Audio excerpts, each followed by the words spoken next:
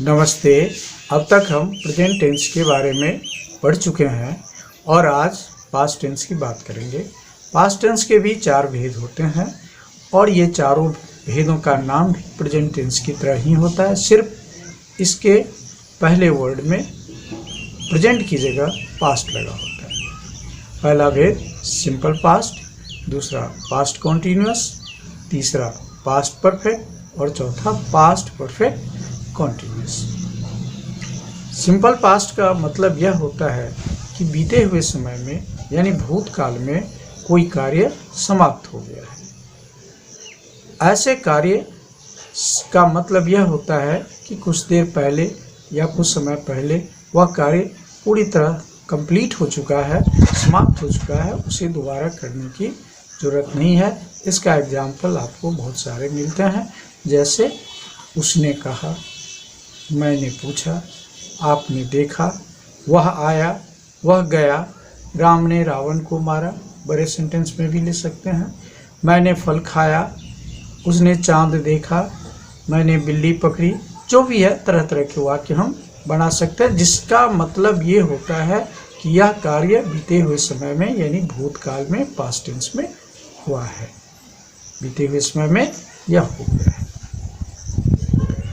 भूत simple past के translate करने का जो रूल है, जो नियम है, वो बड़ा ही सामान्य है। अब आपने वर्ब के 3 फॉर्म के बारे में पढ़ा होगा। जो प्रत्येक वर्ब्स जो है वर्ब टू बी, इसके 3 फॉर्म होते हैं, 3 रूप होते हैं, 3 प्रकार से ये बटा हुआ होता है। वैसे कहीं कहीं आपको 5 भी मिलेगा, लेकिन हम 3 की ही बात करेंगे। पहला भेद को हम सिंपल ये प्रेजेंट कहते हैं, दूसरे को पास्ट कहते हैं और तीसरा को पास्ट पार्टिसिपल, फ्यूचर नहीं, ये कन्फ्यूजन नहीं होना चाहिए। प्रेजेंट फॉर्म, पास्ट फॉर्म और पास्ट पार्टिसिपल, ये 3 भेदों में। बट सिंपल पास्ट में जो वर्ब यूज होंगे वह वर्ब का दूसरा रूप होगा, जिसको हम V2 के नाम से भी जानते हैं। और यहाँ पे बहुत ही साधारण ढंग से सब्जेक्ट और वर्ब लिख के और ऑब्जेक्ट लिखते हैं। वाक्य जब भी हम बनाएंगे, सब्जेक्ट, उसके तुरंत बाद वर्ब का दूसरा रूप और फिर ऑब्जेक्ट डाल देंगे, हमारा वाक्य पूरा हो जाएगा। जैसे मैंने फल खाया, आई एट अ फ्रूट। मैंने पूछा, आई आस्क्ड। उसने जवाब दिया, ही रिप्लाइड। वह आया, ही केम। वह गया, ही वेंट। ऐसे सिंपल वाक्य बनाते हैं।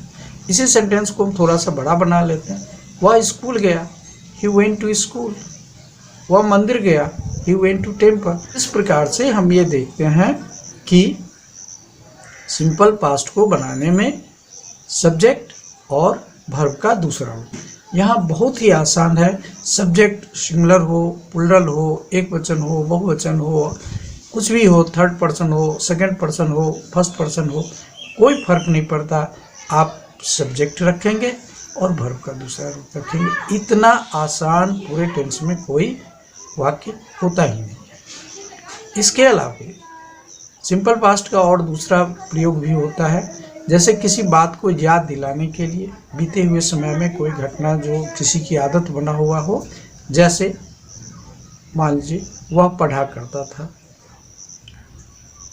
वह खाया करता था, वह पान चबाया करता था, वह मुझे चिढ़ाया करता था। ऐसे वाक्य भी सिंपल पास्ट में ही बनाए जाते हैं और यहाँ पे हम यूज्ड टू का प्रयोग करते हैं। जैसे वह मुझे चिढ़ाया करता था, he used to tease me. Tease माने चिढ़ाना। वह पान खाया करता था, he used to eat betel. या पान चबाना होता है मूल रूप से, he used to chew betel. Chew माने चबाना, बीटल को चबाता था।